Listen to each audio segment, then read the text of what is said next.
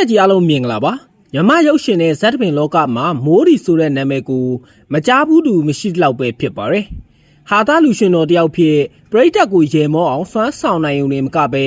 ပြဆက်နဲ့ရုပ်ရှင်တွေမှာလည်းအမူအရာပြည်ပြင်လှတဲ့ဝါရင်တရုတ်ဆောင်ကြီးတူလည်းဖြစ်ပါတယ်။ညိုမိုင်းနေတဲ့မိုးကောင်းငင်ကြီးကနေကဘာမြေကိုအေးမြစေတဲ့မိုးရေစွက်တွေရွာချပေးလို့ပဲသူဟာလည်းတောကရောက်နေတဲ့လူသားတွေရဲ့ရင်ထဲကိုရေမောချင်းအေးထက်တွေပေးစွမ်းခဲ့သူလည်းဖြစ်ပါတယ်။ဒီကနေ့မှာတော့ကွယ်လွန်သွားခဲ့ပြီဖြစ်တဲ့ဝါရင်အမှုပညာရှင်ကြီးဦးမိုးရီရဲ့စိတ်ဝင်စားစရာဘဝအကြောင်းကိုတင်ဆက်ပေးသွားမှာလည်းဖြစ်ပါတယ်။ဦးမိုးရီကို1948ခုနှစ်ဇန်နဝါရီလ18ရက်နေ့မှာပဲခူးတိုင်းဒေသကြီးကဝမြို့နယ်အုံးထဲရွာမှာမွေးဖွားခဲ့တာလည်းဖြစ်ပါတယ်။သူ့ရဲ့အမည်ရင်းကတော့ဦးတန်းထွန်းပဲဖြစ်ပါတယ်။ငယ်စဉ်ကလေးကအမှုပညာပိုးပါလာခဲ့တဲ့ဦးမိုးရီဟာအသက်14နှစ်သားအရွယ်ကလေးက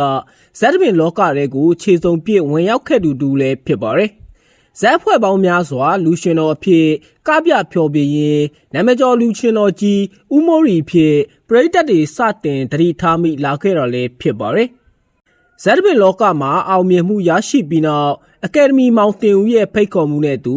ရုပ်ရှင်လောကတွေကိုရောက်ရှိလို့လာခဲ့သူလည်းဖြစ်ပါတယ်။အထူးသဖြင့်လူရှင်တော်ကြီးဦးမော့နဲ့တွဲဖက်ပြီးမော့မိုးရီဆိုတဲ့အတွဲဆက်ဟာမြမဗီဒီယိုခေဦးမှာရှမ်းတောက်အောင်မြင်မှုကိုရရှိခဲ့တာလည်းဖြစ်ပါတယ်။သူတို့နှစ်ယောက်တွဲဖက်တရုပ်ဆောင်ထားတဲ့ဟာတာကားတွေဟာအိမ်တိုင်းစိတ်နားစိန်ကြည့်ရှုရတဲ့အထိရေပန်းစားခဲ့တာလည်းဖြစ်ပါတယ်။ဦးမိုးရီဟာဟာတာတွေမကပဲတရုပ်ဆောင်ပြည်ပြမှုကြောင့်2009ခုနှစ်မှာ60စတာလိမ့်မယ်ရုပ်ရှင်ဇာတ်ကားကြီးနဲ့အမျိုးသားဇက်ပို့စုအကယ်ဒမီစုကိုထိုက်တန်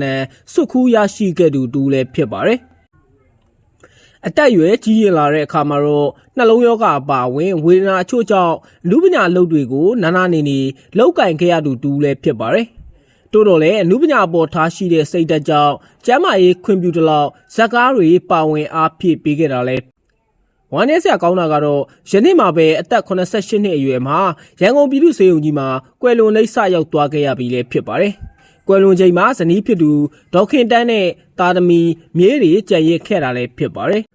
လူသားတယောက်အနေနဲ့လောကကြီးကနေထွက်ခွာသွားခဲ့ပေမဲ့သူခြံထားခဲ့တဲ့ရေမောချင်းအမှုပညာတွေကတော့မြန်မာပြည်သူတွေရဲ့ရင်ထဲမှာဘယ်တော့မှပျောက်ပြက်သွားမှာမဟုတ်ပါဘူး။ TV ဖန်သားပြင်ပေါ်မှာသူဖန်တီးခဲ့တဲ့ဇက်ကောင်တွေဟာတပြက်လုံးတွေဟာလူတို့ရဲ့တောကတွေကိုဆက်လက်ဖြေးပြောက်ပေးနေစေလဲဖြစ်ပါတယ်။ပရိသတ်တွေကိုရေမောချင်းလှတရားတွေပေးဝေခဲ့တဲ့နုပညာရှင်ကြီးဦးမိုးရီကောင်းရသူကတိလားပါစီကြောင်း